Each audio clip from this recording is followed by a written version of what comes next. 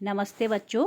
आज हम आपकी पाठ्य पुस्तक वसंत का 12वां पाठ, जो कि एक कविता है, नरोत्तम दास जी द्वारा रचित सुदामा चरित पढ़ेंगे। बहुत रोचक प्रसंग है बच्चों। आप सभी को पता है कि श्री कृष्ण भगवान और सुदामा जी बचपन में बहुत अच्छे मित्र थे। एक ही गुरु के आश्रम में वो पढ़ते थे, गुरु संदीपनी के आश्रम में। यहीं पर उन दोनों ने शिक्षा दीक्षा पाई थी। बाद में श्री कृष्ण द्वारका के राजा हो जाते हैं और सुदामा एक गरीब ब्राह्मण रह जाते हैं। तो श्री कृष्ण ने सुदामा को आश्वस्त किया था बचपन में भी कि मित्र, जब भी किसी सहायता की आवश्यकता हो तो मेरे पास आ सकते हो। तो सुदामा एक गरीब ब्राह्मण थे, अपने बच्चों का पालन पोषण बड़ी मुश्किल से कर रहे थे। तो उनकी पत्नी उन्हें कहती हैं कि तुम्हारे मित्र तो इतने बड़े राजा हैं, एक बार उनके पास जाकर सहायता मांगो, हो सकता है वो तुम्हारी कुछ मदद करें। निश्चित रूप से वो कुछ न कुछ मदद करेंगे। तो पत्नी के बहुत अधिक कहने पर, पत्नी की बहुत अधिक उनको प्रार्थना किए जाने पर सुदामा श्री कृष्ण के पास जाते हैं। श्री कृष्ण के पास जब वो द्वारका पहुंचते हैं तो वहाँ जाकर वहाँ के महल को देखकर क्या स्थिति होती है, किस तरह वो महल के ऐश्वर्य को देखकर, समृद्धि को देखकर विस्मित रह जाते हैं, इसका वर्णन इस कविता में सुदामा चरित में किया गया है। साथ ही श्री कृष्ण अपनी मित्रता को कैसे निभाते हैं, इसका भी बहुत सुंदर वर्णन है बच्चों। और ये पाठ मित्रता का एक अनुपम, एक अनूठा उदाहरण भी प्रस्तुत करता है कि मित्रता वास्तव में कैसे निभाई जानी चाहिए। श्री कृष्ण ने एक उदाहरण प्रस्तुत किया है कि मित्रता में न कोई राजा होता है, न कोई रंग होता है, और अमीर गरीब का कोई भेदभाव मित्रता में नहीं होता है। तो बड़ी प्रेरणाप्रद रचना है ये सुदामा चरित। तो देखिए, पहला पद है इसका, पढ़ेंगे। शीस पगा न झगा तन में प्रभु जाने को आई, बसे के ही ग्रामा धोती फटी सी लटी दुपटी, अरु पायऊ पानह को नहीं सामा, द्वार खड़ो द्विज दुर्बल एक, रह्यो चकी सो बसुधा अभिरामा, पूछत दीन दयाल कोधा, बतावत आपनो नाम सुदामा। तो देखिए, अब सुदामा जी श्री कृष्ण के महल में पहुंच गए और क्या कह रहे हैं। जब वो महल में पहुंच जाते हैं और द्वारपाल को बताते हैं, अपना परिचय देते हैं, तो द्वारपाल जाकर श्री कृष्ण को उनके बारे में बताता है कि ये किस तरह का व्यक्ति आप द्वार पर खड़ा है। देखो क्या कहता है द्वारपाल श्री कृष्ण से महल में जाकर, कहता है, शीस पगा न झगा तन में। शीस यानी सिर, पगा पगड़ी।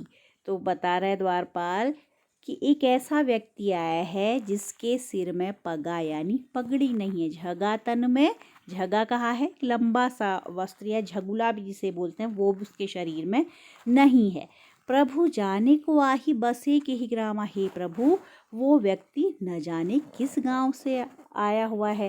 कैसा व्यक्ति है? जिसके सिर में न पगड़ी है और न शरीर में क्या है, कोई ऐसा बड़ा वस्त्र भी नहीं है।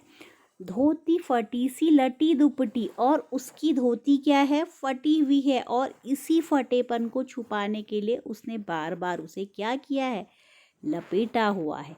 अरु पायों पानह को नहीं सामा, अरु यानी और, पाय पैर, उपानह यानी जूते, और उसकी सामर्थ्य इतनी भी नहीं है। सामर्थ्य इतनी नहीं यानी वो बहुत गरीब है, उसकी इतनी भी सामर्थ्य नहीं है। सामा यानी सामर्थ्य, इतनी भी क्षमता नहीं है कि वो पैरों में जूते पहन सके, वो नंगे पांव चला आया है। द्वार खड़ो द्विज दुर्बल एक, द्वार खड़ो द्विज, द्विज यानी ब्राह्मण। द्विज का कहते हैं ब्राह्मण को, द्विज का वैसे अर्थ हो जाए तो 2 बार जन्म ले, तो द्विज ब्राह्मण को भी कहा जाता है और द्विज पक्षी को भी कहा जाता है, क्योंकि पक्षी का जन्म भी 2 बार होता है। कैसे? एक बार अंडे के रूप में आता है और दूसरे बार फिर अंडे से पक्षी का जन्म होता है। इसी तरह से ब्राह्मण को द्विज को कहते हैं, क्योंकि ऐसी मान्यता है कि जन्म से कोई भी व्यक्ति क्या होता है, शूद्र होता है, लेकिन जब उसका उपनयन संस्कार किया जाता है तो वो क्या हो जाता है, ब्राह्मण। तो ब्राह्मण और पक्षी दोनों को ही द्विज कहते हैं, लेकिन यहाँ पर द्विज का अर्थ क्या है, ब्राह्मण। ठीक, तो द्वारपाल बता रहा है अब सुदामा को, ये श्री कृष्ण को, कि द्वार पर एक ऐसा दुर्बल ब्राह्मण है। कैसा? जो हमने आगे बताया, न उसके सिर में पगड़ी है, न शरीर में कोई ठीक सा वस्त्र है, न जाने वो किस गांव से आया है, धोती उसकी फटी हुई है और इसी फटेपन को छुपाने के लिए उसने अनेक बार वो लपेटी है। और वो इतना गरीब है, उसकी इतनी भी सामर्थ्य नहीं है कि वो पैरों में जूते पहन सके। तो इस तरह का एक गरीब दुर्बल सा ब्राह्मण द्वार पर खड़ा है। रहियो चकिसों वसुधा अभिरामा, अभिरामा यानी सुंदर, वसुधा धरती। वो आश्चर्य से इस धरती को, इस सुंदर धरती को देख रहा है, महल को देख रहा है। पूछत दीन दयाल को धाम, बता बता अपनो नाम सुदामा। और किसका धाम? धाम यानी निवास स्थान। दीन दयाल किसको कहा है यहाँ पर? श्री कृष्ण को। दीनों पर दया करने वाले अर्थात श्री कृष्ण। तो दीन दयाल, जो भी व्यक्ति दीनों पर दया करता है उसे हम दीन दयाल कहें, तो यहाँ पर कर्मधारय समास होगा। लेकिन यहाँ पर दीनों पर दया करने वाले अर्थात श्री कृष्ण कहा गया है, तो कौन सा समास होगा? बहुब्रीहि समास। ठीक है, दीन दयाल में। तो द्वारपाल कह रहा है कि ऐसा एक व्यक्ति आया है, वो दीनदयाल यानी श्री कृष्ण जी आपका निवास स्थान पूछता है, और अपना नाम उसने क्या बताया? सुदामा बताया है। ठीक है, अब देखिए, जैसे ही श्री कृष्ण ने सुदामा सुना, बस सुदामा सुनना ही था कि श्री कृष्ण जिस हाल में थे दौड़े हुए द्वार पर पहुंच गए। उन्होंने द्वारपाल से ये नहीं कहा कि उस व्यक्ति को ले आओ, सुदामा को ले आओ, बल्कि सुदामा नाम सुनते ही वो कहाँ पहुँच जाते हैं? द्वार पर पहुँच जाते हैं और सुदामा को अपने साथ लेकर आते हैं, बहुत प्रेम से लेकर आते हैं अपने महल में। महल में लाते ही नहीं हैं, बल्कि अपनी राजगद्दी पर बिठा देते हैं। और उनकी दीन दशा को देखकर अब श्री कृष्ण बहुत ज़्यादा दुखी होते हैं। तो उसी दीन दशा का वर्णन अगले पद में है बच्चों। ठीक है, ब्रज भाषा में ये लिखा गया है। तो देखो आगे क्या कहते हैं। अब श्री कृष्ण कहेंगे, ऐसे बेहाल बेवाइन सो पग कंटक जा, लगे पुनि जोए, हाय महा दुख पायो सखा तुम आए, इते न किते दिन खोए। देखी सुदामा की दीन दशा, करुणा करी के करुणा निधि रोए, पानी परात को हाथ छुयो नहीं, नैनन के जल सो पग धोए। देखिए, बहुत ही सुंदर वर्णन है श्री कृष्ण की दशा का। श्री कृष्ण क्या कह रहे हैं? अब श्री कृष्ण ने जब सुदामा की दीन दशा देखी तो बहुत दुखी हो जाते हैं और कहते हैं, ऐसे बेहाल बिवाइन सो। बिवाइन किसको कहते हैं? पैरों में जो चीरे से पड़ जाते हैं ना, पैरों में ठंड आदि के समय पैर फट जाते हैं, तो उन्हें बिवाइयाँ कहते हैं। तो श्री कृष्ण अपने मित्र से कह रहे हैं कि हे मित्र, तुम ऐसे बेहाल हो रहे हो, बिवाइयाँ तुम्हारे पैरों में पड़ी हुई हैं, और पग कंटक जाल लगे पुनि जोए, और तुम्हारे पैरों पर कांटों का जाल लगा हुआ है, क्योंकि तुम्हारे पैरों में जूते भी नहीं हैं, अनेक कांटे लगे हुए।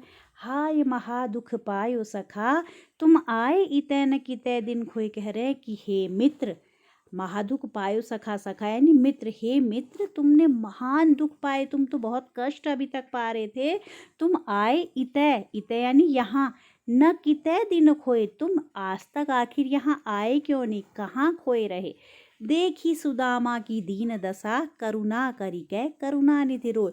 तो सुदामा की ऐसी दीन दशा को देखकर, ऐसी गरीब दशा को देखकर करुणा करी के करुणा निधि रोए। करुणा के सागर, करुणा निधि यानी करुणा के सागर श्री कृष्ण रोने लगते हैं। ठीक है, करुणा के सागर अर्थात श्री कृष्ण कहा, यहाँ पर भी बहुब्रीहि समास है। तो श्री कृष्ण बहुत रोने लगते हैं, और इतना रोते हैं, देखिए क्या बता रहे हैं आगे। पानी परात को हाथ छुयो नहीं, नैनन के जल सौ पग धोए। श्री कृष्ण ने सुदामा के पैर धोने के लिए पानी मंगाया था परात में, अतिथि का सत्कार करने की ये परंपरा थी। तो श्री कृष्ण इतना रोने लगते हैं, इतने उनके आंसू बहते हैं कि उस परात के पानी को हाथ ही नहीं लगाना पड़ता है।